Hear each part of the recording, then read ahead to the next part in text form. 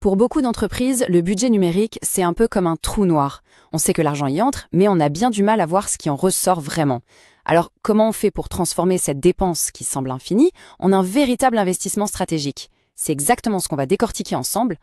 C'est la question qui fâche, n'est-ce pas? Cette impression que l'argent investi dans le numérique s'évapore. C'est un sentiment que beaucoup de dirigeants connaissent. Et ça vient souvent de là. Des dépenses qui s'empilent les unes après les autres sans aucune vision d'ensemble et sans qu'on puisse mesurer clairement leur impact.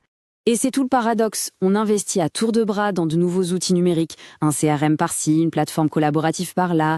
Souvent, on n'a même pas le choix.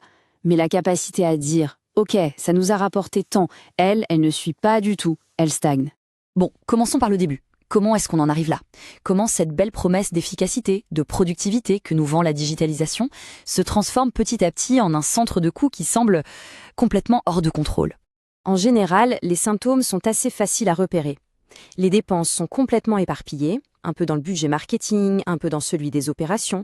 Du coup, impossible d'avoir une vision globale. On n'arrive plus à faire la différence entre ce qui est un coût de fonctionnement et ce qui est un vrai investissement pour l'avenir. Le résultat de tout ça, l'impact réel des outils reste flou et les décisions finissent par être prises au feeling et pas sur des faits concrets. Et cette phrase, elle résume absolument tout. Le vrai problème, ce n'est pas forcément de dépenser trop, c'est de dépenser sans piloter. C'est cette absence de cadre, de stratégie, qui transforme un investissement qui pourrait être génial en un simple coût qui pèse sur les comptes. Mais attention, ce manque de pilotage, ça va bien au-delà d'un simple dérapage de budget. On va regarder maintenant les coûts cachés de ce chaos, et on va voir que ça touche absolument toute l'entreprise. D'un point de vue purement financier, le risque est énorme. Sans une analyse complète de tous les coûts, on se met à comparer des solutions sur des bases qui sont complètement faussées. On risque de financer des outils qui coûtent une fortune mais qui n'apportent pas grand-chose et de passer à côté d'investissements qui, eux, pourraient vraiment changer la donne. Côté organisation, c'est tout aussi critique. Quand l'environnement numérique est chaotique, les processus de travail se fragmentent. Chaque équipe développe son propre système D, ses propres solutions de contournement, et au final, tout ça, ça vient taper directement dans la productivité de tout le monde. Et puis, il y a l'humain, faut jamais l'oublier. Quand les outils sont vus comme des contraintes qui coûtent cher et qui ne marchent pas bien, l'adhésion des équipes s'effondre. Le numérique, au lieu d'être une aide, devient une source de friction, un poids au quotidien.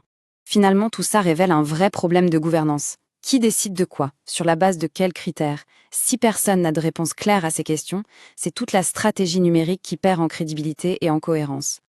Alors, pourquoi est-ce qu'on tombe si souvent dans ce panneau? On va maintenant passer en revue les 4 pièges les plus courants, ceux qui empêchent de bien gérer ces investissements. Le premier piège, le plus classique, ne regardez que le prix sur l'étiquette. Mais le coût d'une essence, ce n'est que la partie émergée de l'iceberg. L'approche intelligente, c'est d'analyser ce qu'on appelle le coût total de possession, le TCO. Ça inclut l'intégration, la formation, le support, la maintenance, bref, le coût réel, sur toute la durée de vie de l'outil. Deuxième erreur très fréquente, vouloir évaluer le retour sur investissement d'un outil tout seul dans son coin. Mais un outil ne crée presque jamais de la valeur tout seul. La vraie valeur, elle se crée au niveau d'un processus métier complet. L'analyse doit donc porter sur l'impact global sur la chaîne de travail et pas juste sur un logiciel. Troisième piège, se lancer dans un projet sans avoir défini d'objectifs clairs et mesurables. C'est un peu comme partir en voyage sans destination. Si on ne sait pas où on veut aller, comment savoir si on est arrivé?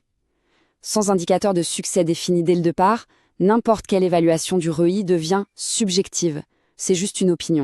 Et enfin, le quatrième piège, celui de l'impatience. Les vraies transformations, ça prend du temps. Vouloir un retour sur investissement immédiat pour des projets qui structurent l'entreprise en profondeur, c'est la meilleure façon de prendre des décisions à court terme qui peuvent se révéler totalement contre-productives. Bon, la bonne nouvelle, c'est qu'il existe une voie pour sortir de cette situation. On va voir maintenant une méthode très concrète, une approche structurée en 5 étapes pour justement reprendre le contrôle économique de sa digitalisation. Le parcours est en fait assez logique. D'abord, on met tout à plat. On cartographie l'ensemble des coûts pour enfin avoir une vision globale. Deuxièmement, on analyse le coût réel de chaque solution, le fameux TCO. Troisième étape, on relie chaque dépense à un processus métier pour comprendre à quoi ça sert vraiment. Ça permet ensuite de prioriser de façon intelligente.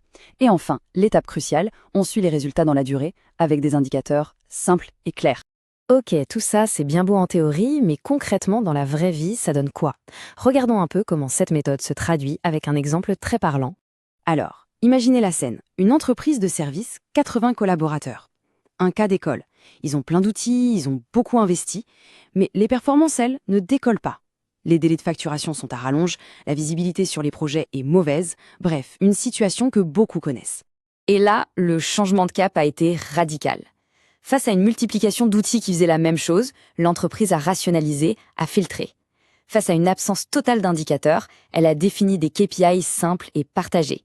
Mais surtout, le plus gros changement, c'est qu'on a arrêté de se focaliser sur l'achat de nouveaux jouets pour se concentrer sur l'amélioration de la performance avec ce qui existait déjà.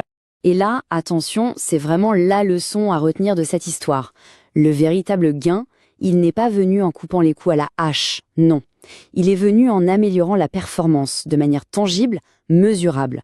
C'est un changement complet de point de vue. L'objectif, ce n'est plus de dépenser moins, c'est d'obtenir plus de valeur de chaque euro dépensé. Et pour y arriver, il faut les bons thermomètres. On peut, par exemple, suivre le coût par utilisateur pour un processus clé, comme la vente ou la facturation. On peut mesurer le taux d'utilisation réel d'un logiciel, ce que les gens s'en servent vraiment. Ou encore, on peut calculer le temps gagné sur des tâches répétitives. Ce sont des métriques qui parlent à tout le monde. Et on arrive à la conclusion de toute cette réflexion. Il faut absolument sortir de l'idée que la digitalisation, c'est un sujet technique, un truc pour les informaticiens. Non. C'est un enjeu central pour l'entreprise. C'est un enjeu économique et stratégique qui doit être piloté au plus haut niveau. Au fond, tout se résume à cette seule question. La manière dont une entreprise y répond définit toute son approche. Est-ce que la digitalisation est une charge qu'on subit passivement ou est-ce que c'est un levier de performance qu'on gouverne activement ? Le choix, il appartient à chaque direction.